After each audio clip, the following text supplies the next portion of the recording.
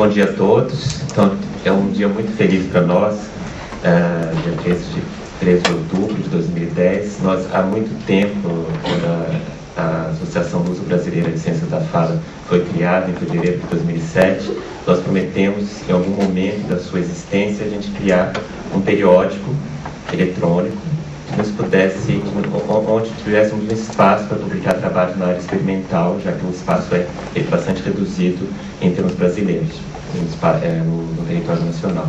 As revistas disponíveis no Brasil a esse respeito. Então, é com muita alegria que eu lanço, então, hoje, o Journal of Speech Sciences, que é um jornal que une os esforços de duas universidades, da Universidade Estadual de Campinas e da PUC, da Pontifícia Universidade Católica de São Paulo.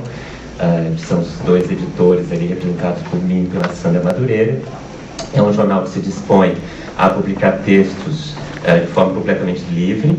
Então, isso quer dizer o quê? As pessoas vão poder publicar, esses textos estão disponíveis de forma gratuita, vão poder fazer o download, imprimir quantas vezes quiser, tudo livre. E eles em algum momento, depois do primeiro número, ele vai integrar o Director of Open Source Journals, né, que dispõe justamente desses recursos. Mas, a partir de hoje, nós estamos lançando o primeiro número e abrindo Call for Papers para o número especial na área de prosódia experimental.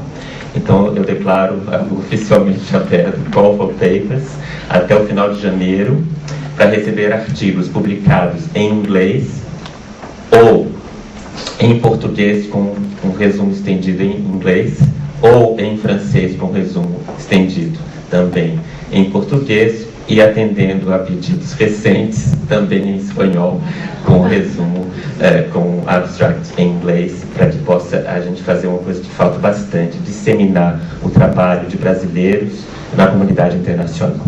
É com muita alegria que depois do Speech Council de 2008, realizado em Campinas, nós pudemos ver a participação de 54 brasileiros na área de prosódia, e a partir disso, no congresso que realizamos em maio em Chicago, teve um aumento expressivo de brasileiros participando desse evento de prosódia internacional, e foi graças a esse evento de 2008 aos colóquios que nós temos organizado. E nós queremos que esse jornal também seja um meio de que a comunidade internacional acolha, receba, leia trabalhos feitos no Brasil e em Portugal, e que possam realmente se adentrar no que a gente faz hoje em prosódia no Brasil. Vou falar sobre isso um pouco depois na minha apresentação. Para criar esse jornal, a gente pode passar ali. A gente contou com o trabalho de muita gente. Aí vocês têm os editores do journal, o Journal Manager, que é uma doutoranda da Unicamp, e os proofreaders, que são aqueles que vão fazer a revisão do texto, que são 3 orientandos, sempre, né? Mestrando e 2 doutorandas da Universidade de Campinas, tá? Que vão, e graças ao trabalho desse, esse journal está no ar hoje. Vocês podem acessar e já está no ar. Eu agradeço particularmente quem se empenhou bastante no website, que foi, em primeiro lugar, a Luciana Lucente, e também quem colaborou, o Arthur e a Sueli, lá da Unicamp, colaboraram para que esse website estivesse já disponível e operacional. Nós contamos com um corpo editorial formado por 29 especialistas de 15 países. Todos esses estão ali para fazer a revisão e a pareceria dos textos. Como vocês podem ver, tem gente de todos os lugares aí que vão poder ler os nossos trabalhos, seja em inglês, seja em português, ou em espanhol, ou em francês, tá? E, então, reafirmando, nós estamos lançando o primeiro número dele vai ser sobre prosódia experimental. Por isso estamos lançando hoje aqui. Tá? Então vocês podem ver todos os temas que estão ali na área de prosódia experimental, temas que vocês vão ver nos cursos, nas palestras, e que são muitos deles fortes da pesquisa nacional. Tá? Então é isso. Obrigado.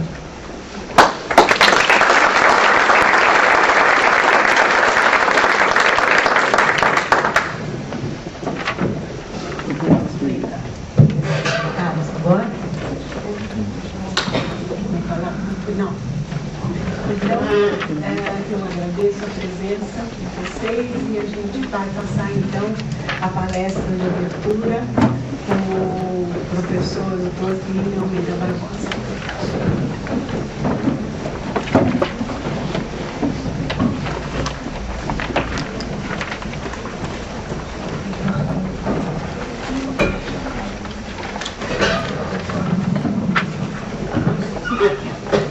Então agora vou passar ao que eu planejei falar com vocês hoje, como conferência inaugural, e gostaria de começar agradecendo a toda a equipe da organização, especialmente a Sandra e a Zuleika, que se empenharam enormemente para que esse evento fosse possível. Eu acompanhei todos os momentos e sei da dificuldade, sobretudo, de conseguir verba para esse evento. Parece que as agências estavam meio apáticas em relação a isso, e foi com muita dificuldade que conseguiram uma verba em cima da hora da CAPES, a qual eu agradeço. Mas foi, assim, uma grande dificuldade. Tínhamos planejado um evento maior, né, com a participação, inclusive, de colegas da comunidade internacional, mas foi impossível, tendo em vista que, com uma agência que responde na semana anterior ao evento, é impossível a gente pensar em comprar passagens para as pessoas virem de fora e participarem do evento. Então, eu agradeço imensamente as duas, e a equipe, todas as equipes colaboraram, incluindo os meus orientantes lá da Unicamp, que tornaram isso possível. Então, muito obrigado, Sandra e Zuleika. Então, e agradeço também o convite, a honra de estar aqui inaugurando esse evento, que é uma grande alegria para nós. Podemos começar incentivando cada vez mais a aquisição do conhecimento na área do prosódia, especialmente prosódia experimental. Espero que vocês tenham um evento maravilhoso nesses 4 dias, que aproveitem bastante, façam bastante perguntas, participem, queiram participar de grupos de pesquisa, etc. Então, acho que a finalidade disso é vocês se inteirarem em pesquisa atual, estado da arte, e que possam mais tarde se interessar em continuar os seus trabalhos ou começar trabalhos nas áreas respectivas da prosódia experimental. Então, o meu plano é falar desses pontos hoje. Tentarei ser breve, para passar do tempo, vocês me avisam. Então, vou apresentar uma proposta de delineamento da prosódia experimental, me fixando em torno do método científico através da análise prosódica acústica e da análise estatística. Para marcar um pouco o que seria prosódia experimental, outros tipos de trabalho de pesquisa em prosódia. E não tem estatística referencial, a gente chama de amostra, né? É representativo da população, que é o foco de nosso estudo. E essa população, é claro, no sentido estatístico, é uma população de estímulos, valores de frequência fundamental, de valores de duração, de intensidade, ou sujeitos falantes ou ouvintes, através dos quais que serão utilizados para a gente ter os dados de fala. Tá? Ou ambos, estímulos e sujeitos repetindo esses estímulos. Tá? Então, através disso, a gente monta o famoso corpus de fala, né, de enunciados, que vão nos permitir fazer uma experimentação na área de prosódia. Só que todo experimento precisa selecionar condições em que pelo menos existam variáveis independentes, pelo menos uma, que são manipuladas pelo pesquisador. Então, isso é a definição de variável independente. Uma variável linguística, ou paralinguística, ou extralinguística, por exemplo, a taxa de elocução é uma variável extralinguística, que tem que ser manipulada pelo pesquisador, no sentido de que ele vai ter que variar isso para ver a resposta disso em relação à variável dependente. Temos, então, portanto, as variáveis dependentes. Ele envolve o estudo de padrões de duração de unidade do tamanho da sílaba. Então, tecnicamente, nós temos nos restringido a olhar a duração objetiva, muito embora o ritmo seja definido pela face da percepção como variação da duração percebida, a sensação que nós temos de duração e não a duração objetiva, mas tradicionalmente nós temos observado padrões de duração.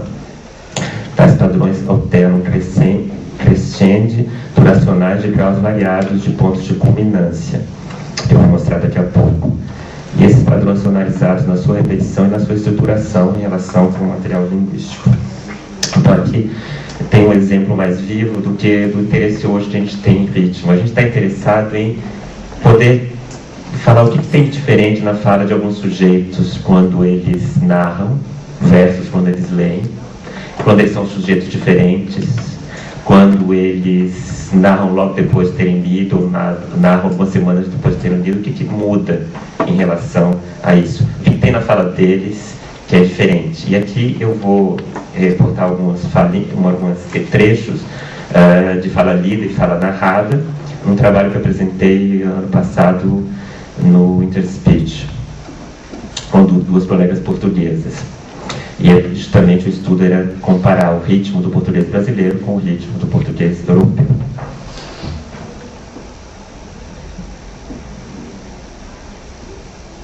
Então aqui um exemplo da narração de uma portuguesa, logo depois de ter lido um texto de 1.500 palavras sobre a origem dos pastéis de Belém, né?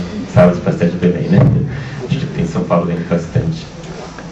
Quando estava na cozinha, estava farto, está sempre a fazer o mesmo e começou a fazer pastéis de Belém, juntar ingredientes uns aos outros. Então, um trechinho. Quer dizer, foi muito diferente a narração dos portugueses brasileiros, e por isso depois nós mudamos a cultura, porque os portugueses conheciam a história. Então, muitas vezes, eles falaram coisas muito que não tinham nada a ver, que acabaram de ler, mas lembraram da história, do passado, das vidas deles sobre o pastel de Belém. Quando ficou claro que os brasileiros, quando leram, e aqui tem um exemplo de narração, eles não sabiam da história, da origem dos pastéis de Belém, e acabaram realmente contando a história que tinham acabado de ler. Toda vez que tocava o sino para eles rezarem a... Qual é a diferença dessa? Quando estava na cozinha, estava farto, está sempre a fazer o mesmo e começou a fazer pastéis de Belém, juntar ingredientes uns aos outros. E aqui na fala lida, um brasileiro... Manuel tinha entrado no mosteiro há quase um ano, mas ainda não se adaptara àquela maneira de viver. E na fala lida, na portuguesa. Manuel tinha entrado para o mosteiro há quase um ano, mas ainda não se adaptara àquela maneira de viver. Então, quando nós estudamos todo esse material, nesses 6 locutores, nos trechos totais, a gente chegou, através da mensuração, da quantificação, a gente chegou à conclusão que o ritmo, que os descritores que nós usamos para avaliar o ritmo, mostraram que na fala lida, portugueses e brasileiros são muito próximos, mas na fala narrada são muito distantes. Os fenômenos ditos de redução, de alongamento, que vão criar esse contraste muito grande entre sílabas átonas e sílabas proeminentes, é muito maior na fala narrada no português europeu do que na fala narrada no português brasileiro, ao menos nesse material. Para estudar o ritmo, há 2 escolas de pesquisa bastante conhecidas para quem vai aos congressos lá fora e bastante disputadas. A disputa bastante acirrada entre essas 2 escolas de pesquisa do ritmo. Uma delas, que eu estou chamando aqui de descritiva, ela estuda o ritmo como diferenças descritas pela proporção e variabilidade de intervalos vocálicos e consonantais, como foi proposto por Frank Ramus, em 99, ou pelo grau de discrepância entre intervalos vocálicos ou silábicos, ou seja, mede-se o grau de discrepância de durações ou de sílabas ou de segmentos. Quanto mais discrepante, mais acentual seria a língua, quanto menos discrepante a duração da sílaba, mais silábica seria a língua. Ela tem sido bastante criticada atualmente, por não se ver a relação disso com o ritmo stricto sensu. Olhando só durações de intervalo, cadê o forte e o fraco? Se perde no meio dos intervalos e das médias. E o papel da proeminência, ou seja, o que foi escolhido como saliente no discurso, não é definido como parte da análise. Então, inclusive, em 2002, teve um célebre apresentação do Fred Cummings criticando essa abordagem, que ele intitulou de Where is the boom boom boom in a percentage V delta C? Quer dizer, onde está o ritmo nesses intervalos? E a via experimental, através de modelamento, propõe que os padrões duracionais são consequência do acoplamento entre osciladores hierarquizados. Isso quer dizer, como se cognitivamente eu tivesse 2 osciladores na minha mente, um do tamanho da sílaba, responsável por controlar a oscilação mandibular do tamanho da sílaba, e o outro do tamanho do que a gente chama do grupo acentual, responsável por controlar de vez em quando, colocar uma proeminência numa sílaba nesse discurso. Então tem 2 oscilações, uma rápida e outra lenta.